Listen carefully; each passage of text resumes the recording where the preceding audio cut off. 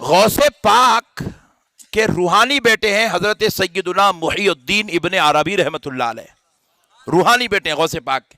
روحانی بیٹے کیسے ہیں وہ بھی آپ کو بتلاتا ہوں، پہلے بات سمجھ لیں. سرکار محی الدین ابن عربی رحمت اللہ علیہ ایک دن مراقبے میں بیٹھے. اللہ نے آپ کو صاحب کشف و کرامت، صاحب مراقبہ بنایا. سرکار محی الدین ابن عربی رحمت اللہ علیہ مراقبے میں بیٹھے ہوئے ہیں، بیٹھ کر مراقبہ کر رہے ہیں کہ اولیاء اللہ کا اللہ کے نزدیک کیا مقام ہے. مراقبے میں بیٹھے ایک دن دیکھا کہ حضرت غریب نواز کا کیا مقام ہے. جیسے ہی غریب نواز کا مقام اللہ کے نزدیک کیا ہے آپ نے مراقبے میں دیکھا تو سجدے میں گر گئے. کہا اے اللہ تو نے حضرت خواجہ معین الدین چشتی کو اتنا بڑا مقام عطا کیا. پھر اس کے بعد آپ نے حضرت سیدنا معروف کرقی کا مقام دیکھا، حضرت جنید بغدادی کا مقام دیکھا، حضرت سری سقطی کا مقام دیکھا، حضرت سیدنا داؤد طائی کا مقام دیکھا. آپ ایک کے بعد ایک اللہ کے دربار میں سجدے شکر ادا کرتے گئے. حضرت شہاب الدین عمر سہروردی کا مقام دیکھا، سجدے میں گر گئے. اب تمام بزرگوں کے مقامات وہ منازل درجات دیکھنے کے بعد آپ کے دل میں خیال ہوا سردار اولیاء پیران پیر شیخ عبد القادر جیلانی، محبوب سبحانی، قطب ربانی، پیر لاسانی، سرکار غوث پاک کا مقام دیکھوں. تو غوث پاک کا مقام دیکھنے کے لیے آپ کے روحانی بیٹے حضرت محی الدین ابن عربی مراقبے میں تشریف لے گئے اور مراقبہ کر کر آپ نے اپنے غوث پاک ولیوں کے سردار کا مقام دیکھنا چاہا. تو آپ دیکھتے ہیں کہ غوث پاک کا مقام نظر ہی نہیں آ رہا ہے. بڑے پریشان ہو گئے، بولے کہ ہو سکتا ہے مجھ سے کچھ خطا ہو رہی ہے. پھر سے آپ نے مراقبہ توڑا، پھر سے مراقبہ کیے، پھر سے مراقبہ جب دیکھنا چاہا تو دیکھتے ہیں کہ ابھی بھی غوث پاک کا مقام نظر نہیں آ رہا ہے. پھر پریشان ہوئے، آپ نے چاہا کہ پھر ایک بار دیکھوں. 3 بار آپ نے کوشش کی، غوث پاک کا مقام نظر نہیں آیا.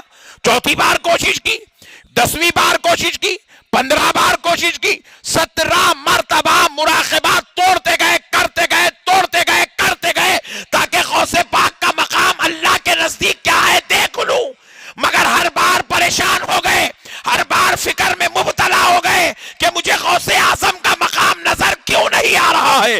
لاکھ کوششوں کے بعد جب آپ پریشانی کے عالم میں بستر پر لیٹے آپ کو نیند لگ جاتی ہے تو سرکار غوث اعظم شیخ عبد القادر جیلانی آپ کے خواب میں تشریف لاتے ہیں اور لا کر فرماتے بیٹا محی الدین تم ہمارا مقام نہیں دیکھ سکتے کیونکہ میرے بچے جہاں تمہاری ولایت کی انتہا ہوتی ہے اس سے کروڑوں میل آگے ہماری ولایت کی ابتدا ہوتی ہے. اللہ نے غوث پاک کو یہ مقام عطا کیا. شیخ محی الدین سرکار اس زمانے کے ولی سرکار غوث پاک کے روحانی بیٹے ہیں محی الدین ابن عربی رحمت اللہ علیہ.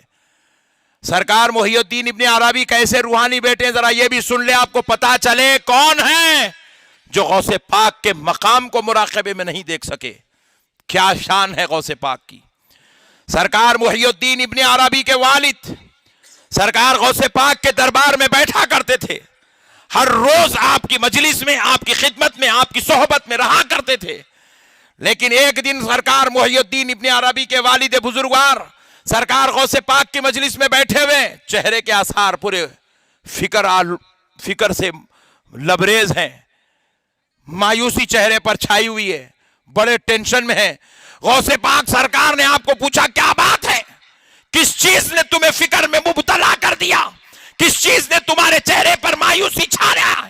تو حضرت غوث پاک کے دربار میں محی الدین ابن عربی کے والد کہتے ہیں سرکار اللہ نے مجھے سب کچھ عطا کیا ہے، آپ کے صدقے سے اللہ نے ولایت کا یہ مقام، اللہ نے اپنے قرب کی وہ منزلیں مجھے عطا کی ہے.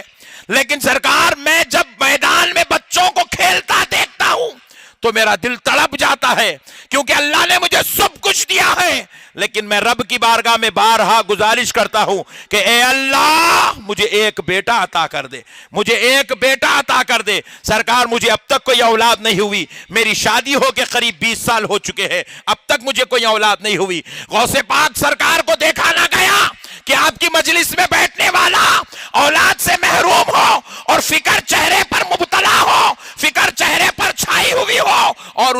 कोहे मायूसी ने घेरा हो तो गौसे पाक सरकार ने कहा आप उठकर खड़े हो जाइए। सरकार मुहियुद्दीन इब्न अरबी के वालिद उठकर खड़े हो गए, गौसे पाक सरकार भी खड़े हो गए। गौसे पाक ने उनसे कहा कि मेरी पीठ से अपनी पीठ लगा दो, मेरी पुश्त से अपनी पुश्त लगाओ।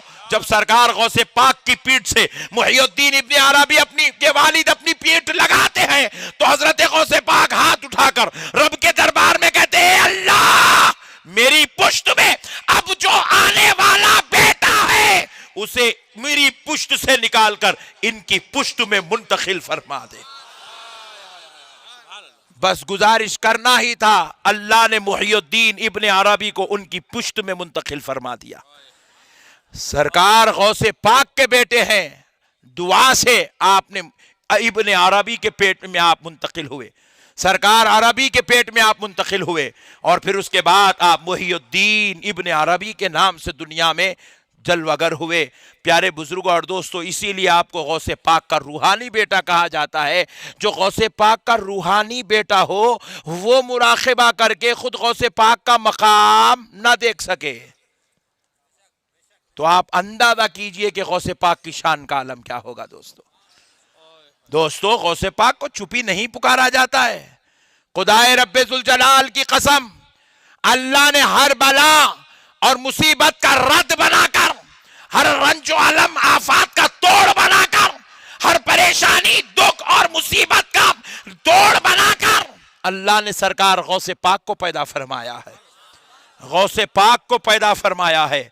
इसीलिए दोस्तों 11वीं चुप नहीं की जाती है। जिस घर में 11वीं होती है खुदा की कसम वहां गौसे पाक की आमद होती है, वहां गौसे पाक की, जरा जोर से बोले और जरा जोर से बोले, वहां गौसे पाक तशरीफ लाते हैं, वहां गौसे पाक की आमद होती है। जिस घर में सच्चे दिल से गौसे पाक की 11वीं होती है।